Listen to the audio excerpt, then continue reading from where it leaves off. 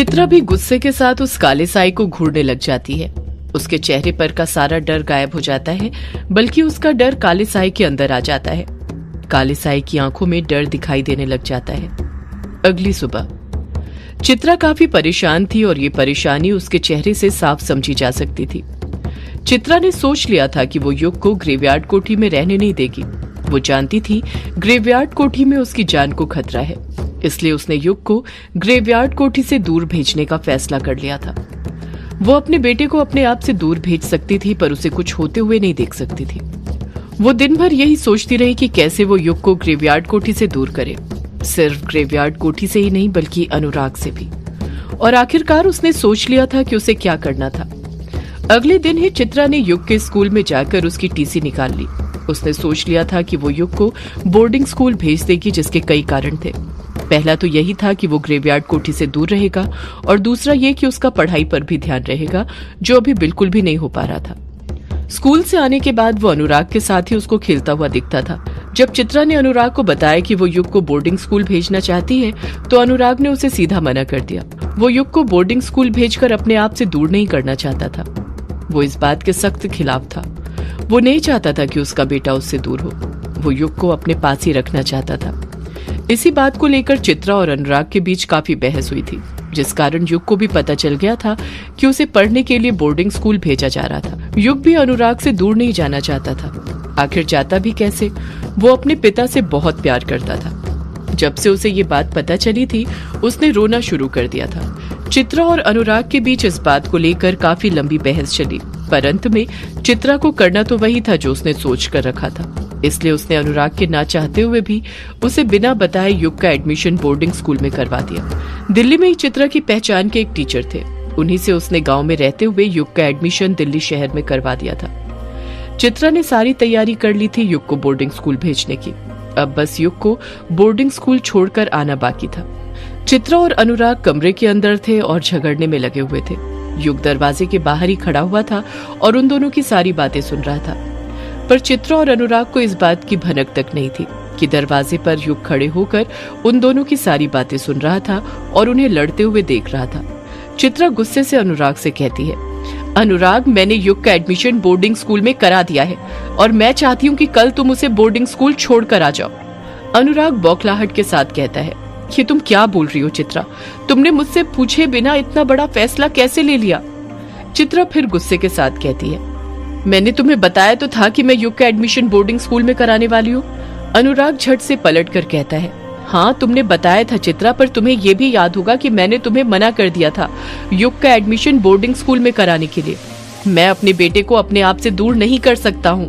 चित्रा अनुराग को घूरते हुए कहती है, तुम शायद भूल रहे हो अनुराग कि युग मेरा बेटा भी है और मैं ये बात अच्छे से जानती हूँ, समझती हूँ कि उसके लिए क्या सही है और क्या गलत। अनुराग मुंह बनाते हुए कहता है, तुम्हें देखकर लगता तो नहीं है चित्रा कि तुम युग को अपना बेटा भी मानती हो।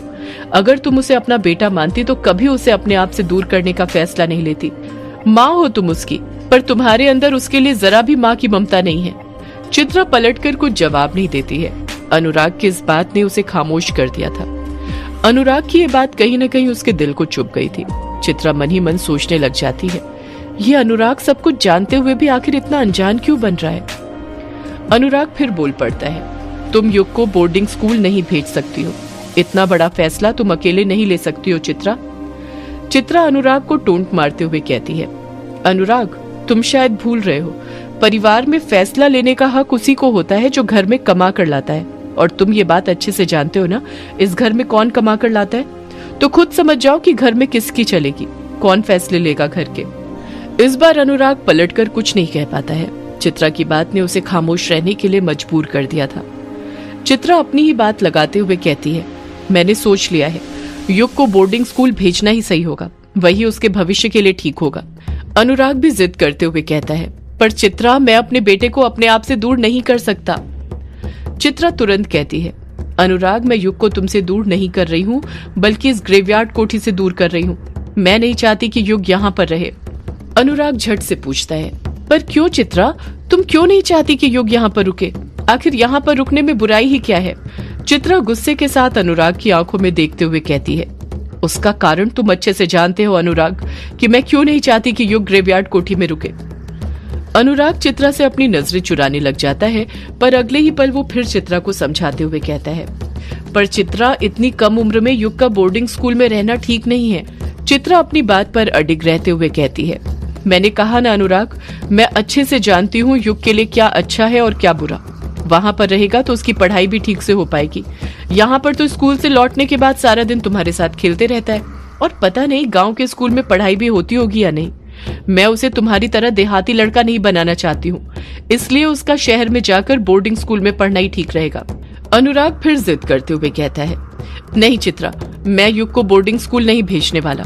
चित्रा अनुराग को गुस्से के साथ घूरते हुए कहती है, अनुराग, मैं तुमसे पूछ नहीं रही हूँ, बता रही हूँ, मैं युग को बोर्डिंग स्कूल भेज रही हूँ।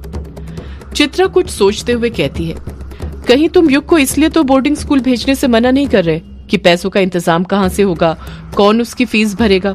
अनुराग फिर अपनी नजरें चुराने लग जाता है, चित्रा की तरफ देखता तक नहीं है। चित्रा अपनी बात पूरी करते हुए कहती है, तुम उसकी फिक्र मत करो, पैसों का इंतजाम हो गया है। तुम्हें जो 50,000 का चेक एडवांस में मिला था, वो सारे पैसे मैंने युग के बोर्डिंग स्कूल में लगा दिए हैं। अनुराग बौखलाहट के साथ कहता है, क्या कहा तुमने चित्रा, सारे पैसे? चित्रा बिना कोई हिचकिचाहट के हामी भरते हुए कहती है, हाँ अनुराग, सारे पैसे। मैं युग की फीस भर चुकी हूँ, तुम्हें उसे अब बस बोर्डिंग स्कूल छोड़कर आना है। और रही आगे की फीस की बात, तो तुम्हारी कहानी तो पता नहीं कब पूरी होगी भी या नहीं, इसलिए मेरी पेंटिंग से जो पैसा मिलेगा उससे भर दिया करेंगे उसकी स्कूल फीस। अनुराग गुस्से के साथ कहता है, चित्रा, अगर तुमने मेरी कहानी जलाई नहीं होती तो वो अब तक पूरी हो चुकी होती। मैं जो आज नकारा आदमी बनकर फिर रहा हूँ ना, तुम्हारी वजह से हूँ, समझी? चित्रा भी गुस्से के साथ ही पलट कर कहती है, हाँ अनुराग, मैंने जलाई तुम्हारी कहानी और आगे भी जलाऊंगी, समझे तुम? वो हर चीज जिससे मेरे युग को खतरा होगा उसे जलाकर राख कर दूंगी मैं। अनुराग चित्रा की आंखों में देखते हुए कहता है, चित्रा, युग को मेरी कहानियों से खतरा नहीं है, बल्कि तुमसे है, समझी तुम? अपने आप को जलाकर राख कर दो। चित्रा पलट कर कहती है, अनुराग, तुम्हें जो बोलना है बोलो, पर मैं युग को बोर्डिंग स्कूल भेज कर रहूंगी। एक पैसा नहीं है जेब में, और आए बड़े मुझको जलाकर राख करने वाले। अनुराग गुस्से से अपनी मुट्ठी भींचते हुए कहता है, चित्रा, एक बार मेरी ये यक्षिणी की कहानी पूरी होने दो, फिर देखना कितना पैसा होगा मेरे पास। अनुराग खोए हुए अंदाज में कहता है, तुम देख लेना चित्रा, जिस दिन यक्षिणी की कहानी पूरी होगी सब बदल जाएगा, हमारी किस्मत भी। चित्रा गुस्से के साथ कहती है, हमारी किस्मत कभी नहीं बदलने वाली अनुराग, और तुम्हारी इन कहानियों से तो कतई नहीं। जब देखो यक्षिणी के गुणगान गाते रहते हो, जैसे यक्षिणी ही तुम्हारी जिंदगी है। अनुराग हामी भरता है, हाँ चित्रा, यक्षिणी ही अब मेरी जिंदगी है। चित्रा गुस्से के साथ कहती है, और युग मेरी जिंदगी है अनुराग, मैं उसकी जिंदगी इस ग्रेवयार्ड कोठी में बर्बाद नहीं होने दूंगी, समझे तुम? अगर हमारी किस्मत कोई बदल सकता है तो वो सिर्फ युग है, तुम्हारी ये कहानियां नहीं। अगर तुम युग को बोर्डिंग स्कूल छोड़ने नहीं गए तो मैं चली जाऊंगी। अनुराग फिर कहता है, पर चित्रा। अनुराग अपनी बात पूरी करता उससे पहले ही चित्रा उसे टोकते हुए कहती है, पर वर कुछ नहीं अनुराग, तुम्हें क्या लगता है मैं अकेले युग को बोर्डिंग स्कूल छोड़कर नहीं आ सकती? तुम अच्छे से जानते हो मैं क्या क्या कर सकती हूँ। अनुराग खामोश रहता है। चित्रा अपनी बात पूरी करते हुए कहती है, वो तो मैं तुम्हें इसलिए बोल रही हूँ क्योंकि युग को तुमसे ज्यादा लगाव है, वो तुम्हारी बात ज्यादा सुनता है, और मैं चाहती हूँ कि वो खुशी खुशी बोर्डिंग स्कूल जाए, ना कि रोते हुए। अनुराग मायूसी के साथ कहता है, युग को मुझसे ज्यादा लगाव है, उस लगाव को ही तो खत्म करने के लिए तुम उसे मुझसे दूर भेज रही हो। चित्रा खुद खामोश हो जाती है, कुछ नहीं बोलती है। अनुराग कुछ सोचते हुए कहता है, चित्रा, तुम एक काम करो, तुम युग को बोर्डिंग स्कूल मत भेजो। तुम बस यही चाहती हो ना कि युग अच्छे स्कूल में पढ़े, तो तुम खुद उसके साथ शहर चली जाओ, वापस दिल्ली चली जाओ, वहीं पर रहकर उसे पढ़ाना। चित्रा अनुराग को मना करते हुए कहती है, नहीं अनुराग, मैं युग के साथ वापस शहर नहीं जा सकती, मुझे यहीं पर रहना है। अनुराग तुरंत पलटकर पूछता है, क्यों चित्रा, तुम्हें यहाँ पर क्यों रहना है? यहाँ पर क्या है ऐसा? चित्रा खामोश रहती है, पलटकर कुछ नहीं कहती है।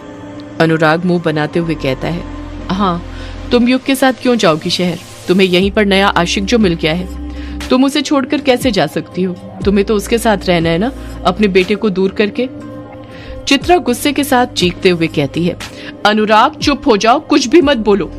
अनुराग कहता है, सच ही तो कह रहा हूँ चित्रा, इसमें इतना गुस्सा करने वाली क्या बात है? चित्रा चिढ़ते हुए कहती है, हाँ सही कहा, सच ही तो कह रहे हो, तो एक काम क्यों नहीं करते, हम सभी यहाँ से चले जाते हैं। तुम भी चलो यहाँ से, शहर में रहकर ही अपनी कहानी लिख लेना। अनुराग ना में अपना सिर हिलाते हुए कहता है, नहीं चित्रा, मैं ग्रेवयार्ड कोठी छोड़कर कहीं नहीं जा सकता। चित्रा कहती है, क्यों नहीं जा सकते अनुराग?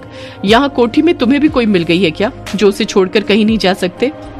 अनुराग गुस्से में बोल पड़ता है, हाँ, यक्षिणी मिल गई है मुझे। यही सुनना चाहती थी ना तुम मुझसे? चित्रा गुस्से के साथ कहती है, मुझे तुम्हारी ये फालतू बातें बिल्कुल नहीं सुननी अनुराग, बस बहुत हुआ। मैंने तुम्हें अपना फैसला सुना दिया है और तुम अब अच्छे से जानते हो तुम्हें क्या करना है। कल चुपचाप युग को बोर्डिंग स्कूल छोड़कर आ जाना। मैंने तुम्हारी कल की ट्रेन की टिकट करवा दी है। इतना कहकर चित्रा वहां से जाने लग जाती है। जैसे ही वो दरवाजे पर पहुंचती है तो देखती है कि युग दरवाजे के पास खड़े होकर उनकी सारी बातें सुन रहा था। युग को देखकर चित्रा समझ गई कि युग ने उन दोनों की सारी बातें सुन ली थी। युग काफी डरा हुआ और सहमा हुआ लग रहा था। उसकी आंखों में मोटे मोटे आंसू थे। चित्रा युग के आंसू पोंछते हुए कहती है, रोते नहीं युग बेटा, आप क्यों रो रहे हो? आपको तो बल्कि खुश होना चाहिए। आप नए स्कूल जा रहे हो, वहां पर आपको नया बैग मिलेगा, नया कमरा मिलेगा, नई किताबें मिलेंगी, नए दोस्त मिलेंगे। युग रोते हुए कहता है, मुझे कुछ नहीं चाहिए मम्मा, मुझे कहीं नहीं जाना पापा को छोड़कर। चित्रा हल्के से गुस्से के साथ कहती है, जाना तो पड़ेगा युग बेटा, यही तुम्हारे लिए सही होगा। युग रोते रहता है। चित्रा युग को ऐसे रोते हुए नहीं देख सकती थी, इसलिए चित्रा युग को खुश करने के लिए कहती है, तुम रो मत युग बेटा, मैं आपके लिए कुछ लाई हूँ, रुको दिखाती हूँ। इतना कहकर चित्रा अपने आसपास देखने लग जाती है, पर जब वो देखती है कि अनुराग कमरे के अंदर ही मायूसी के साथ ही बैठा हुआ था, तो चित्रा युग से कहती है, चलो तुम मेरे साथ युग बेटा। इतना कहकर चित्रा युग का हाथ पकड़ती है और उसे बाहर ले जाने लग जाती है। सदियों से है पुरानी ये है यक्षिणी की कहानी। यक्षिणी एक आग है, यक्षिणी तेरा ख्वाब है।